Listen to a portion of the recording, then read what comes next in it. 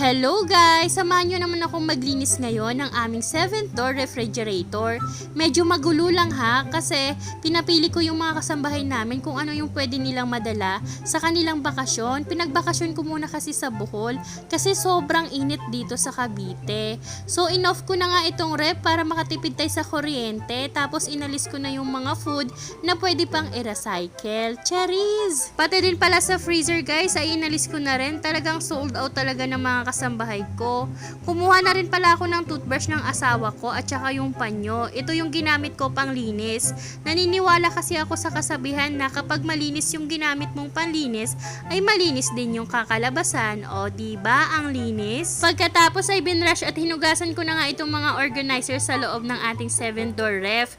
Medyo pricey itong mga organizer na to kasi in-order ko to sa Lazada.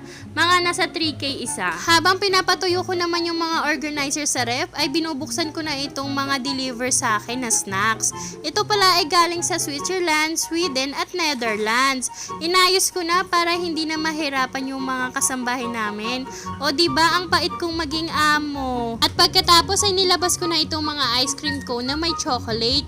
From Korea to guys ha, kaya mismong si Jungkook ang nag-deliver dito sa bahay. Nilabas ko na rin pala yung mga chocolate na galing sa movie ng Charlie the Chocolate Factory. Nilagay ko na rin dito yung mga Yakult, inayos ko ng inayos. Pero mamaya, guguluhin din ng mga bata yan. Okay lang, di pa naman ako pagod eh. At dito naman sa aming vegetables container ay hindi na ako naglagay ng vegetables. Instead, mga snacks na lang ulit.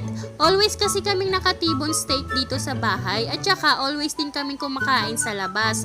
Like Kuya J or Jerry's Grills. Naglagay na rin pala ako dito ng 12 peraso ng itlog ng ostrich. Bali kulang pa nga yan kasi yung iba hindi pa nangingitlog. So ayan, okay na. Inayos ko na at binalik ko na yung mga laman dito sa aming 7-door ref. Bale, naglagay din pala ako sa freezer ng Hershey flavor na choco. Limited edition lang katulad nitong cappuccino na coffee namin.